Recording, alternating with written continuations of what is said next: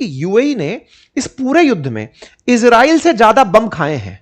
जितना युद्ध हुआ उसमें सबसे ज्यादा मार यूएई की पड़ी है, और यूएई का साथ देने में सऊदी ने बहुत ज्यादा पार्शलिटी की है। हालत यह हुए कि आज भी पाकिस्तान जब मध्यस्थता मध्यस्थता चिल्लाता है तो वो सऊदी की बात रखता है। आपने देखा होगा कि पाकिस्तान ने मध्यस्थता के नाम पर सऊदी, इजिप्ट और तीसरा टर्की, इनके विदेश मंत्रियों से बातचीत करी, यूएई को छोड़ के चला। बोले इतना प्राइम देश जिसके पास दुबई है, जिसके पास अबू धाबी है, उसे छोड़कर पाकिस्तान सऊदी के साथ घूमता फिरा। कुल मिलाकर के अब बात क्या निकल कर आई कि अगर यूएई बाहर निकला तो एक नहीं कई कारण रहे होंगे जिसके चलते ओपेक के अंत की शुरुआत के रूप में इस खबर को देखा जा रहा है। मैं एक एक करके आपको खबरें बताऊं, उनमें सबसे पहली खबर आप अमेरिका को लेकर चलिए। देखिए, आपको मैं एक चीज समझाता हूं। पिछली बार जब ट्रंप का शासन था ना, तो इजराइल को मान्यता दिलाने के नाम पर उन्होंने यूएई और इजराइल के बीच में एक एग्रीमेंट करवाया था जिसको अब्राहम अकॉर्ड कहते हैं। इसका मतलब था कि जो यूएई है, संयुक्त अरब अमीरात है, यह इजराइल को एक देश मानेगा। असल में अरब वर्ल्ड के देश यूएई इजराइल को देश के रूप में मान्यता नहीं देते, जस्ट लाइक पाकिस्तान। तो यूएई ने जब इजराइल को ट्रंप के प्रभाव में मान्यता दी तो इजराइल ने भी यूएई की बहुत मदद करने का निर्णय लिया कि भाई चिंता मत करो, आपको मैं ऐसे नहीं छोड़ूंगा। कहते हैं कि माना कि यूएई के ऊपर सबसे ज्यादा गोले गिरे, इजराइल से ज्यादा गोले गिरे हैं। यही कारण भी था कि ईरान ने इस 2 महीने के युद्ध में यूएई को खूब टारगेट किया है कि बेटा तुम इजराइल के मित्र हो, लो तुम ही पिटो।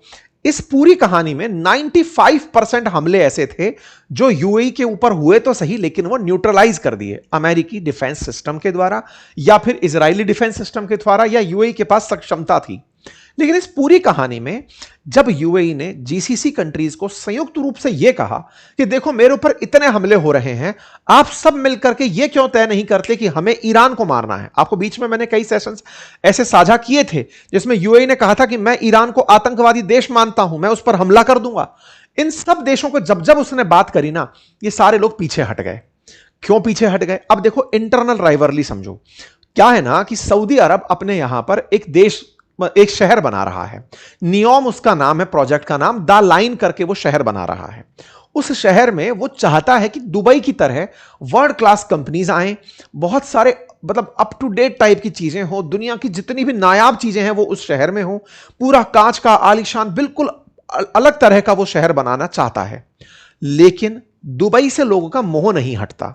सऊदी, और देखिए चाहे सऊदी हो चाहे कतर हो, इन सबको असल मोटिवेशन दुबई ने दिया है, आबू धाबी ने दिया है, क्योंकि इन लोगों की प्रोग्रेस दोहा के विकास के लिए भी, रियाद के विकास के लिए भी, और द लाइन जो प्रोडक्ट है उसके विकास के लिए भी मोटिवेशन बनी। इवन आप सोचिए कि जो गाजा है ना, उस गाजा में ट्रंप जो राफा शहर बनाना चाहते हैं, वो गाजा प्रोजेक्ट भी असल में दुबई से मोटिवेटेड है कि दुबई जैसा बनाना है। आजकल दुबई अपने आप में एक मॉडल हो गया कि ऐसा बनाना है, लेकिन दुबई दोबारा तो बन नहीं सकता। जब तक एक दुबई है तो दूसरा दुबई कैसे बनाए? तो इन लोगों ने दुबई की बर्बादी का तमाशा देखा। यह बात यूएई को समझ में आई। उसे समझ में आई कि इस युद्ध में हम सोच रहे थे कि सब एक साथ पीड़ित हो रहे हैं, लेकिन सऊदी मुझे पीड़ित करवाना चाहता था कि दुबई का अस्तित्व खत्म हो और यहां से कंपनियां भागें तो कोई और देश तलाशें तो हम उसके अंदर विकल्प बने। आप समझिए कितनी बड़ी दुश्मनी थी। आप कहेंगे कि साहब ये बात तो मतलब बहुत ही अजीब हो गई। आप समझिए सेकेंड वर्ल्ड वॉर के बाद में जब यूएसएसआर और अमेरिका एक साथ युद्ध लड़ रहे थे जापान के खिलाफ, ब्रिटेन, फ्रांस, यूएसएसआर, अमेरिका सब एक साथ ही तो थे जापान के खिलाफ, लेकिन युद्ध के बाद तुरंत दुश्मन बन गए सोवियत रूस और अमेरिका। क्यों? बोले तुम साथ होकर के भी तुम साथ नहीं थे, तुम न्यूक्लियर बम चला दिए, हमें बताए नहीं। यह दर्शाता है कि इनकी आंतरिक राइवलरी साथ में थी, और वो आंतरिक राइवलरी का पहला परिणाम आपने देखा, यह साफ साफ दिखाई दिया। आपको ध्यान होगा कि अमेरिका पहले भी ओपेक के खिलाफ खूब बयान दे चुका है, यह तक कह चुका है कि ये लोगों को प्रताड़ित करते हैं, अगर ये तेल का उत्पादन बढ़ा दें तो ऑटोमेटिक तेल की कीमतें नीचे आ जाएंगी। लेकिन इन लोगों ने ऐसा नहीं किया। तो ट्रंप को तो इस बात से बेहद खुशी होगी कि यूएई इस चीज से बाहर निकलकर आ गया। फायदा यह होगा कि जैसे ही हॉर्मुज खोलेगा, दुनिया में तेल की कीमतें एकदम नीचे आने लगेंगी। यूएई का इस तरह का चाहने का एक और कारण भी था, और वो कारण था पाकिस्तान और सऊदी के बीच का एक डिफेंस पैक्ट। पाक पैक्ट की कहानी क्या है? आपको ध्यान होगा पिछले साल सऊदी और पाकिस्तान ने एक पैक्ट किया जिसमें कहा कि सऊदी पर गोला गिरेगा तो पाकिस्तान साथ आएगा, और पाकिस्तान पर गिरेगा तो सऊदी साथ जाएगा।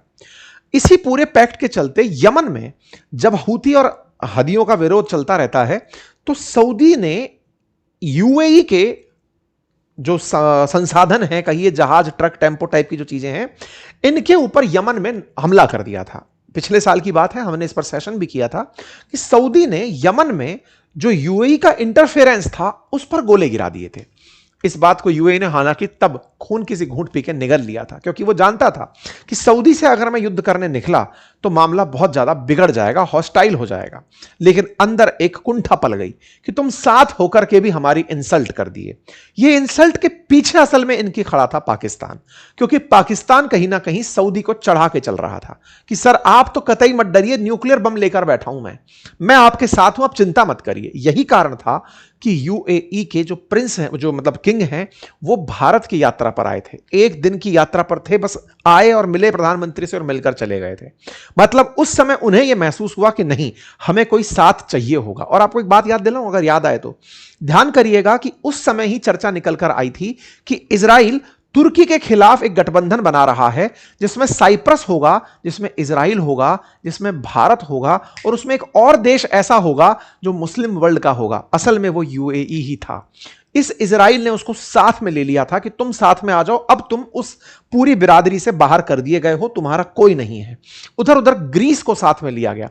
इस तरह से इजराइल एक 6 देशों का समूह बना रहा था जो तुर्की के खिलाफ खड़े थे, और तुर्की पाकिस्तान के साथ, पाकिस्तान सऊदी के साथ, इन सब ने एक ऐसा गुट बनाया कि जो प्रोग्रेस थी सऊदी की, सॉरी यूएई की, वो इनसे पची नहीं।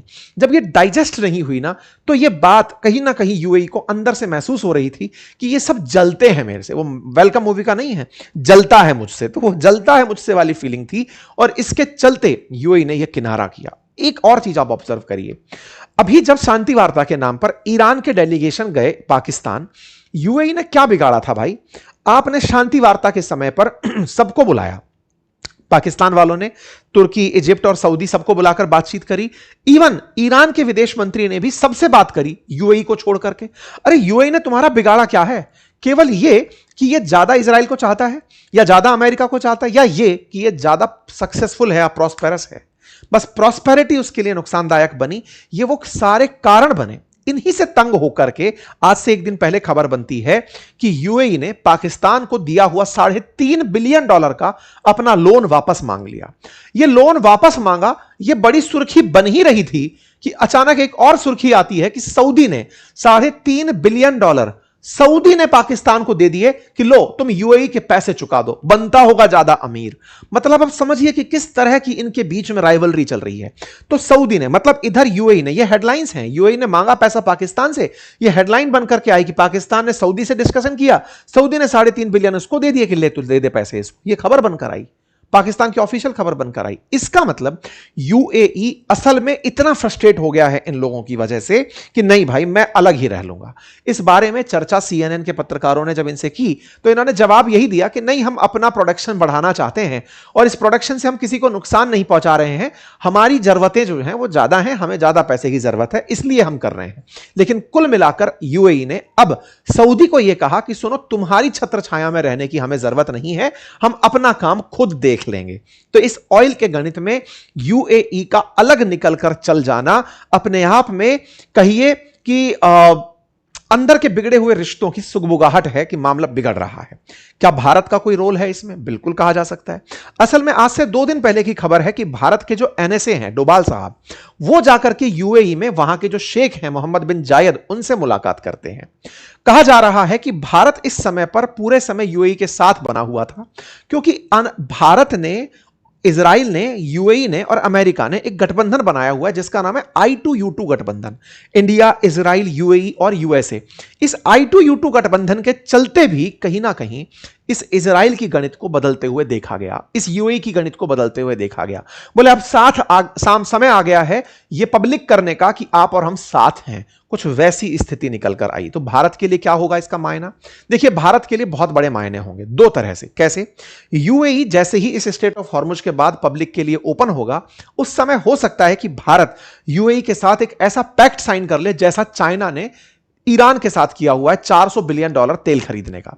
तो यूएई के साथ भारत इजराइल की मित्रता से यूज करते हुए कि सुनो भाई, हम भी आपके साथ एकदम एक मुश्त, आप प्रोडक्शन करो, कह रहे हो कि भाई मैं $5 मिलियन खरीद रहा हूं, 2 मिलियन बैरल प्रतिदिन हम आप ही से खरीद लेंगे, हम तो वैसे भी 85% इंपोर्ट करते हैं, आपके लिए हम ग्राहक बनकर बैठे हैं, बढ़िया गठबंधन है, निभाते हैं और बढ़िया काम करते हैं। ऑलरेडी हम अपनी ऊर्जा आवश्यकता का लगभग 10% अभी भी यूएई से इंपोर्ट करते हैं, हम और बढ़ा देंगे। कुल मिलाकर के भारत अब उस स्थान को लेना चाहता है जो सऊदी पाकिस्तान के साथ कर रहा है, यानी कि गल्फ की कहानी में भारत की एंट्री हो चुकी है।